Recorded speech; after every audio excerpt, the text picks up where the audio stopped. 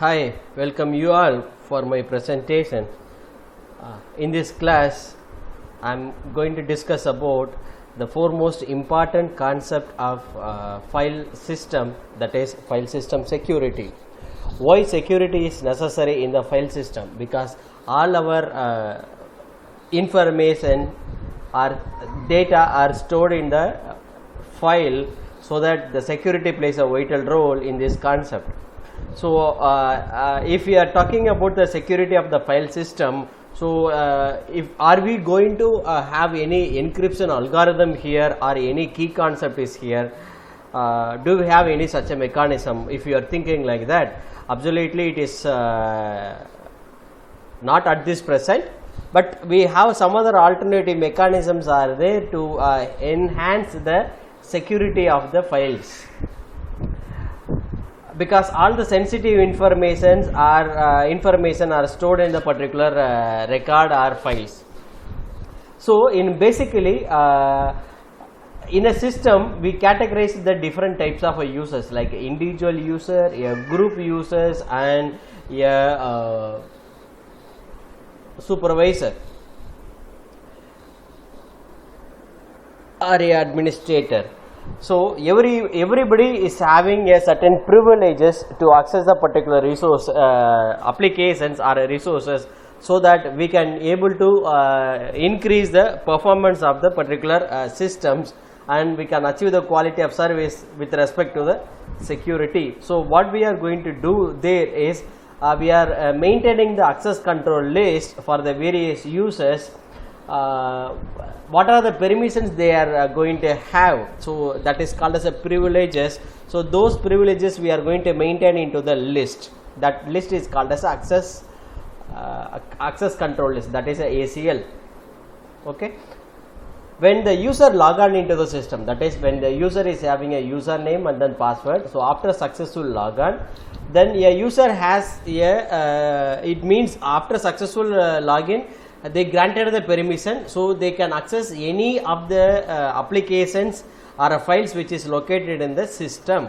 But generally it leads to the concept of some security loss, because unauthorized users also can able to log in into the same username and then password. Once they get the username and then password of the respective user, so they can able to utilize the entire thing. So it is a insufficient mechanism, because all our sensitive data are stored in the particular database. So instead of that username and then password, so what can we do is we can have the username and then password for every users, and also we can able to have maintain the user access control procedure, that is called as a user access control list. So what do you mean by user access control procedure, or ACL, is called as every user profile is created. So profile it specifies what are their privileges and what are their file accesses.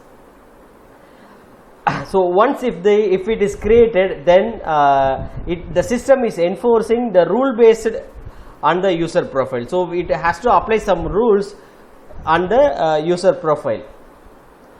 In what way we can able to maintain the security with the help of this access control list is, in a single database management system we can control, we can protect certain information or certain records in the database management system. So that way the ACL have a strength to providing the security. So say for an example, in administration, in any corporate company, in the administration department, they can collect all the company working personnel's details, but few of them is only able to access the salary informations about the particular users. So that is the way we can able to maintain. This is achieved with the help of the access control list. So once the operating system is granted the permissions to the user, then after that there is no security check. There is no any further there is no level of security. So automatically the particular system or a user can invoke the resources or the databases or the applications. But in this case, the DBMS, they have to maintain and take a decision with respect to the individual attempt in what they are accessing.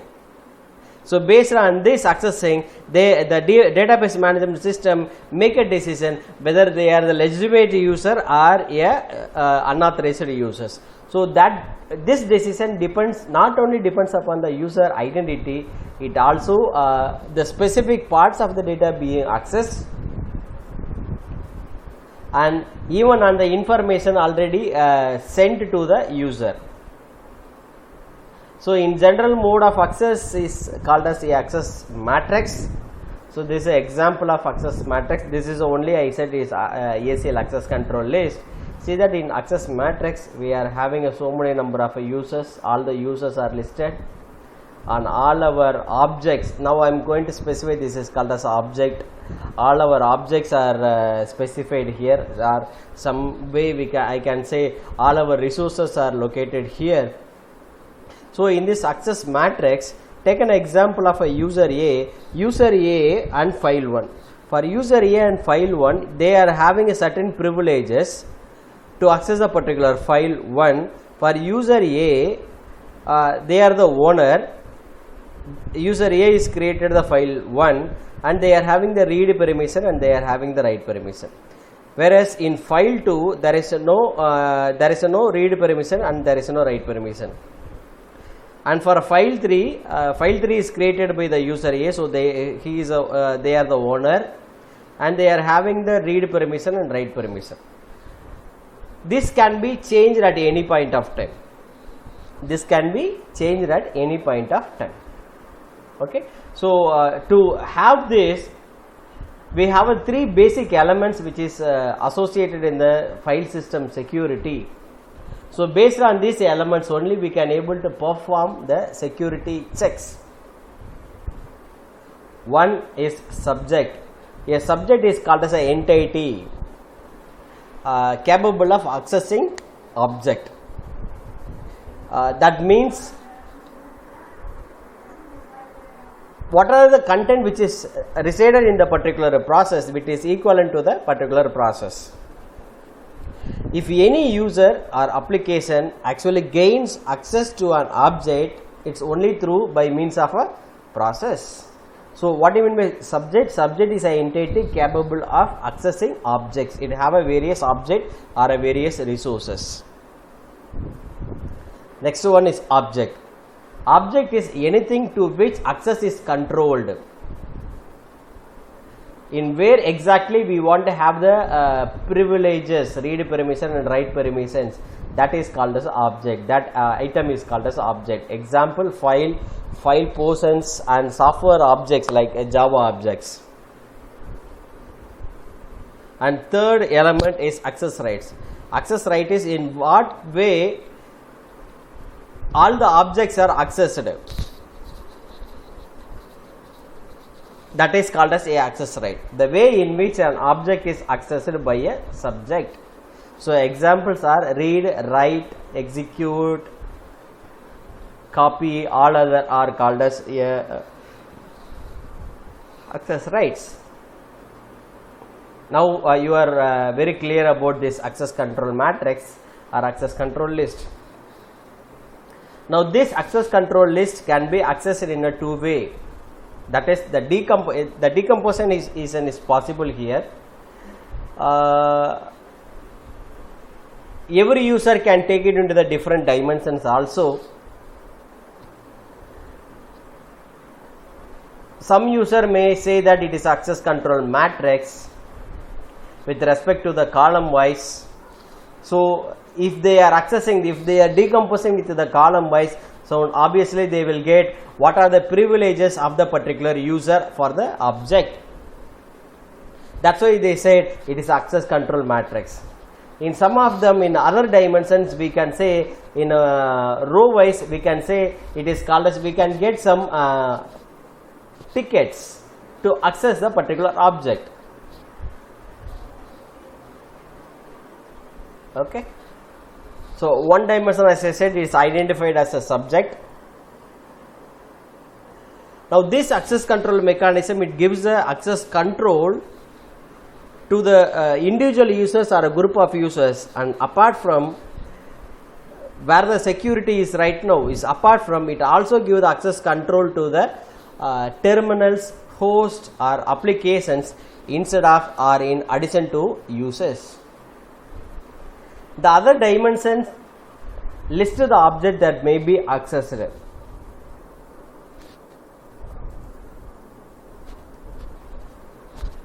So all the records, files or even the entire database is also called as a object in the particular matrix. So every element in the matrix is having access rights. Actually the access matrix is a sparse matrix and is implemented by decomposition in one of the following two ways. The one way decomposed by the columns yields the access control list. As I said earlier, now a file under the user, what are the access permissions they are having it. See in example file 1, user A, he is the owner and he is having a read permission and write permission. And for a file B, for a user B, for the file 1, it having the they are having the read permission. For user C, for file 1 or the object 1, they are having the read permission and write permissions. Like that, the column wise decomposition.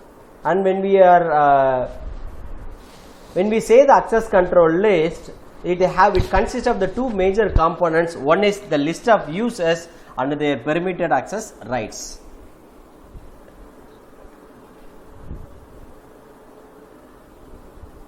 And no users explicitly listed as having the special rights to have a default set of rights.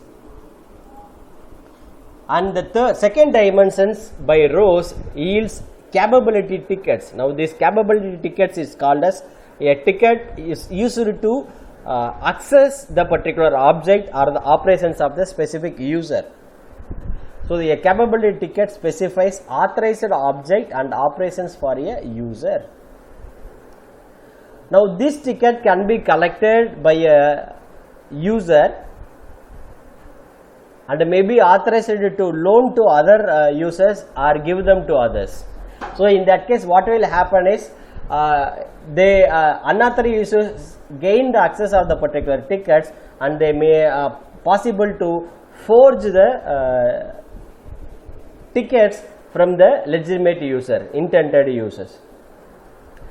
So they present a greater security problem than access control list.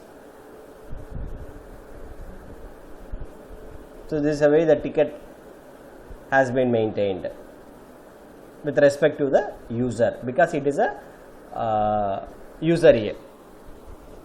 Say for an example, recollect that diagram, access control matrix diagram. For a user A, file 1, they are the owner and they are having the read permission and write permission. And for a file 3, they are the owner, they have a read permission and write permission. Just for to make it very clear, just I will go back to this diagram. See this. For a file 1, for user A, for file 1, they are the owner and they are having the read permission, write permission. And file 3, they are the owner and read permission, write permission. And for a user B, for all the 4 files they are having, right? See,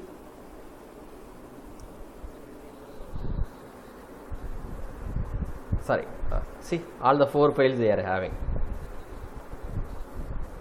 right? So if we want to have the ticket must be unforgeable, then what we want to do, instead of a user is distributing the tickets to other users, instead of that we have the concept like all the operating system hold the entire tickets on behalf of the users. In that case what will happen is we cannot able to, no one cannot able to access the tickets without proving their authenticity. And moreover, these tickets are stored in the operating system, especially a particular region of the memory which is inaccessible by the users. For network considerations for data oriented access control parallel to those for user oriented access control.